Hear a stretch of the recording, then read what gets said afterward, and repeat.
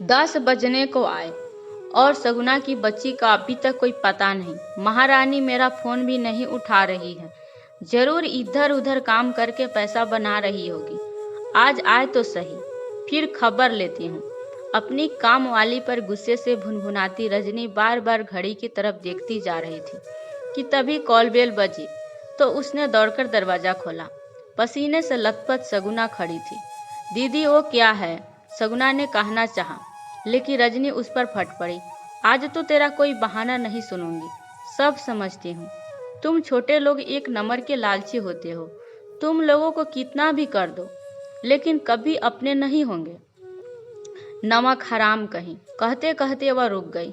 जब बेटे और पति के माथे और हाथ पर पटिया बांधी देखी, वे दोनों सगुना के पीछे पीछे ही आए थे। उसके मुंह से चीख निकल पड़ी। अरे ये सब कैसे हुआ? आप तो स्कूल जा रहे थे। अरे सगुना, तू खड़ी खड़ी क्या देख रही है? जा फ्रीजर से बर्फ निकाल कर ला, और सुन, गीजर से गर्म पानी भी ले आना। कितना खून बह गया है, कहकर वह बेटे को गोद में बिठाकर हाथ पर लगे रक्त को पोंछते हुए पूछने लगी कि ये सब कैसे हुआ। रजनी के पति ने बताया कि हम घर से निकले ही थे कि स्कूटी का पिछला पहिया पंचर हो गया। स्कूटी को मैकेनिक के हवाले करके हम ऑटो का इंतजार कर रहे थे कि तेजी से आई एक बाइक हमें टक्कर मारती निकल गई। उसी समय सगुना यहाँ आ रही थी। हमें सड़क पर पड़े देखी तो दौड़कर आई, एक ऑटो में बिठाकर हमें हॉस्पिटल ले गई। डॉक्टर तो एक्सीडेंट केस कहकर हाथ नहीं लगा रहे थे।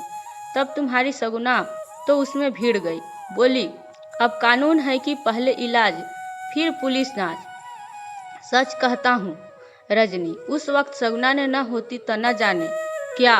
इतने में सगुना बर्फ की थैली लेकर आ गई और उसे देती हुई बोली, दीदी लीजिए बर्फ। साहब जी को घुटने में ज्यादा चोट लगी है आप। रजनी सगुना का हाथ पकड़कर बोली, सगुना मुझे माफ कर दे, तुझे इनकी जान बचाई और मैंने थैंक्स कहने की बजाय तुझे खूब खड़ी खोटी सुना दिया। तेरा एहसास मैं कैसे कहते हुए रो पड़ी। सगुना उसकी आंसुओं को पोंछते हुए बोली, नहीं दीदी, एहसान कैसा। ऐसे ही एक दिन मेरा आदमी भी बेटे को स्कूल छोड़ने जा रहा था, ट्रक ने टक्कर मार दी, किसी ने मदद नहीं की। दीदी बहुत खून बह गया और मेरे जाते जाते तो दीदी सब खत्म। आपके मुन्ने में ही हम अपने बबलू को देख लेते हैं। अब बूढ़े सास ससुर के खातिर हम काम करने निकले तो रिश्तेदारों ने लेकर मोहल्ले वालों ने क्या कुछ नहीं सुनाया। दीदी, आपने तो हमें बहुत प्यार दिया है, फिर आपकी बातों का क्या कहते हुए। वह भावुक हो गई। मुस्कुराते हुए रजनी के बेटे को पुचकारने लगी। अभी भी दर्द हो रहा है मेरे मुन्ने को। रजनी उसे अपलक देखती रह गई। ये छोटे लोग बड़ा काम करके भी जताते नहीं, और हम बड़े लोग। आज तो वह स्वयं को सगुना के सामने बहुत छोटा महसूस कर रही थी। दोस्तों, कहानी कैसी लगी?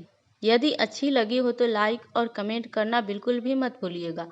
यदि आप मेरे चैनल पर नए हैं तो सब्सक्राइब जरूर कीजिएगा। आपको मेरी कहानी सुनने के लिए बहुत बहुत